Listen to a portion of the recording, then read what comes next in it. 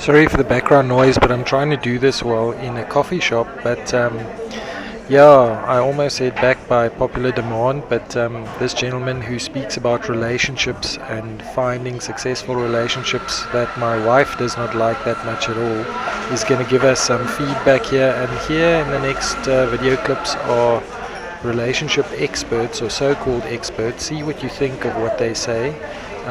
There are a lot of young people, I think, that need certain amount of guidance in this. Is it true that whoever needs the other person the least has more power in the relationship?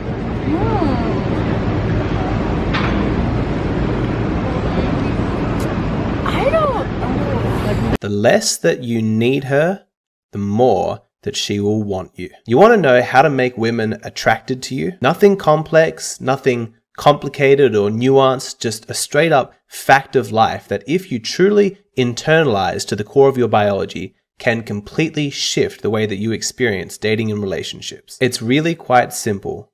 The less that you need her, the more that she will want you. Women are attracted to men who don't need anything from them. And to be fair, this isn't just restricted to the world of dating and relationships. This principle applies across almost all human interactions. Human beings are always looking out for their own survival. So if we meet somebody who looks diseased, poor, ugly, socially incompetent, we have this built-in biological mechanism that tells us to be cautious around that person. Don't befriend this person because they're going to drag you down with them. All of the resources and the social capital that you have that you need to survive is just going to be drained by them. By contrast, when you meet somebody who is attractive, talented, wealthy, you know that they're not going to be a survival liability. If anything, they're going to be a survival asset. This is the reasoning behind that unconscious attraction that you feel towards successful people. It's that deep down knowledge that this person is going to enhance your survival prospects. Now, while this principle is true in all social interactions, it is doubly true when it comes to the gender dynamics of dating because women are dependent upon men for their survival, at least from an evolutionary perspective.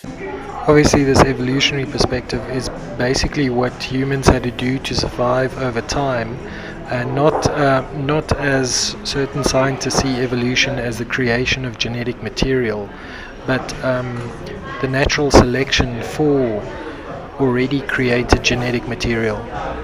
The majority of our evolution took place in caveman days, and she's going to be pregnant, raising small children. She has enough to deal with. She doesn't have the time, energy, or resources to be able to care about you and to take care of your needs. This is why women are attracted to men who don't need anything from them. Men who are so overflowing with talent, resources, and health that he's going to be able to take care of her. When you truly understand this, it's going to change the way that you perceive the interactions between men and women. You'll notice how women behave with men when they first meet them. There's this sizing them up. She asks, "What do you do for a living?" Translation, "Do you have enough money so that you're not going to be looking to me to support you?" She asks you, "What do you do for fun?" Translation, "Do you have your own life that is dynamic and engaging, or are you looking to me to make your life interesting?" In social situations, women will pay close attention to a man that they're interested in to see how he engages with other people. What's he like in conversations? How effortlessly is he able to navigate social situations? All of the time, she is scanning for any evidence of neediness. Is this person going to be a survival liability? Is he constantly taking from the people he's interacting with? Or is he a man of abundance who is generously giving and he's not fussed about how much he receives in return because he's already so well taken care of internally? That kind of neediness, that desperation, that thirst is going to be repulsive to her and she's going to run the other way. The trick to overcoming that neediness is to have options. Of course you need a partner, but if it's not going to be her, it's going to be some other girl. There is no need to come across as needy when you have other options. I'm not saying that you should be sleeping around, not at all. What I am saying is that it is important that you know deep down inside yourself that if you wanted to find another partner, you could do that. That is within your control. This is just as important for girls as for guys. Why do many girls stay in terrible relationships? Because they don't have any options, because they've made the guy their whole life. They haven't made other guy friends. They're not going on mountain biking rides or hiking or jogging or running or any other kinds of activities with other guys, meeting high quality guys. You must not make a dating relationship your whole life. Now, obviously, having real options other than the girl who's in front of you is going to communicate more confidence, more abundance than just hypothetical options. But largely, the point here is knowing as an absolute fact internally that you are a desirable man, that women find you attractive. I'm not talking about some surface level affirmation that you keep repeating inside your head. I am an attractive man, I'm an attractive man. None of that nonsense. I'm talking about actual evidence from your past, real experiences. I think what this guy says in this next video clip is very true. I think many people are so focused on dating and marrying as soon as possible they forget a human being is a creation of God.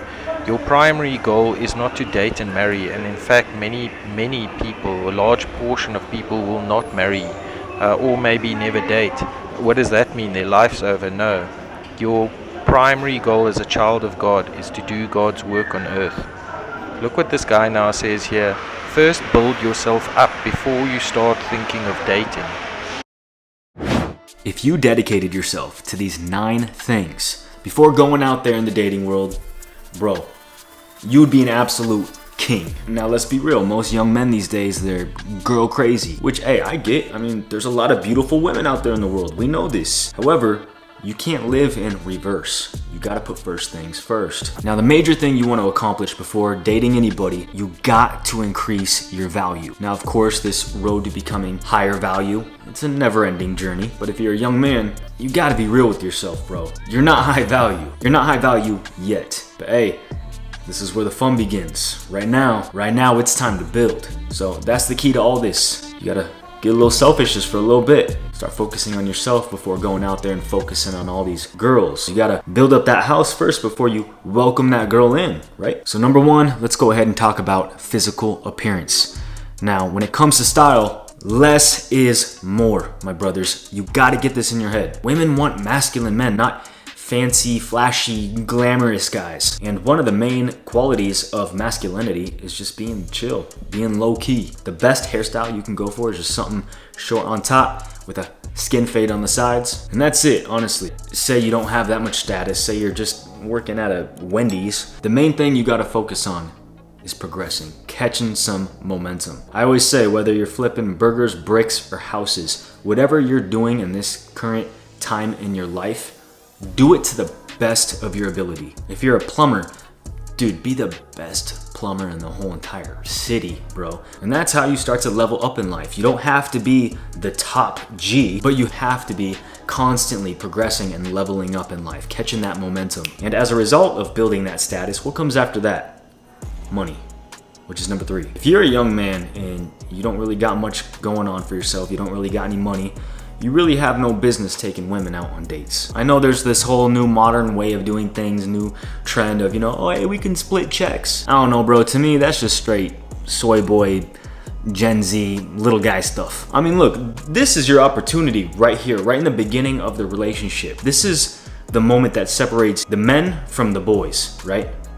And which side do you want to be on? The boys' side or the men's side? I mean, that's just an obvious choice. I want to be on the man's side. I want to be paying for the date. I want to be paying for her meal. And on top of that, I mean, as a man, I just want to be able to constantly shower her with gifts and buy her certain things. And I mean, that should just be within you naturally, organically. As a man, you just want to do that kind of stuff. Number 4, masculine energy. Now, I feel like above all else right now in the world, men, young men especially, just don't know how to embrace their masculinity. Don't get me wrong, they might have a lot going on for themselves. They might, have a good job, they, got good focus, but they don't have that masculine presence, energy. They don't have those masculine qualities in just the way that they hold themselves. I see a lot of men these days, their energy is up here. You see a lot of dudes with just obnoxious energy. And they might be real nice guys, don't get me wrong, but that's the thing, when you got just nice guy energy all the time, big ol' smiles, big ol' high fives, like that's such like friend zone vibes, like sometimes you get a little silly and you act like that with your bros, right? But when you're with a girl, and especially in the very beginning, especially when you're first dating a girl, you need to really showcase that masculine energy. A lot of guys get nervous, they got nervous energy. Again, this energy right here, where you're just sitting back in your seat, you're wide, taking up some room, that's manly stuff right there, bro. And that's where you want to be at, and for the most part, right? So what that masculine energy is going to do is it's going to start to bleed into number 5, your social skills, your communication skills. And that right there, that is everything, dude, especially the way that you talk to women. And the only way to build this skill is to actually just go out and just do it. And if you're a guy like me who deals with social anxiety, oh well, bro. Nobody cares. Ain't nobody gonna coddle you and tell you it's okay. No. And so you just gotta get out there and you gotta start pushing yourself out of that box. I still have to, even to this day, bro. I still have those social anxiety tendencies, bro, but I gotta keep pushing myself. I gotta keep going out and talking to people, progressing. Good social skills always showcases confidence, and as we know, confidence is the number one thing that a woman looks at in a man. So if you're an introvert like me, you gotta learn how to be a pseudovert. A pseudovert is an introvert who just acts and pretends like he's an extrovert. You gotta get real good at that. And honestly, you guys, the best way to go about this that I've learned, I've tried everything, is just the art of being chill. Be okay with being silent. Be okay with, if you got nothing to say, you got nothing to say. This then puts you in a place where it's like, you're cool, you're content with just who you are. You don't feel like you need to impress anybody or be Mr. Funny Guy. And then you just start building from there. I mean, let's be real, for most of us, we haven't been shown the way. Our parents, the relationship we saw growing up was toxic, right? A lot of you guys have parents out there that were constantly attacking each other, constantly putting each other down. And so for most of you watching, a lot of you men out there, someday soon, maybe very soon, you're gonna be the head of your relationship, the head of the house. And with that authority, there's a lot of responsibility in that, my brothers. Yes, you have authority. Yes, you have leadership. But leadership doesn't mean dominance. It means service, sacrifice. Number 7, your environment. Now, whether you live at home with your parents or you got your own place, your room can't be looking like some middle schooler, oh, my mom does my laundry type environment where you got, your video games hanging out with all the cords showing, you got your dirty, stinky shoes sitting out on display. No, bro, no. Your room needs to look immaculate. It needs to look sexy, man-like. You need to be thinking to yourself, how would James Bond decorate this room?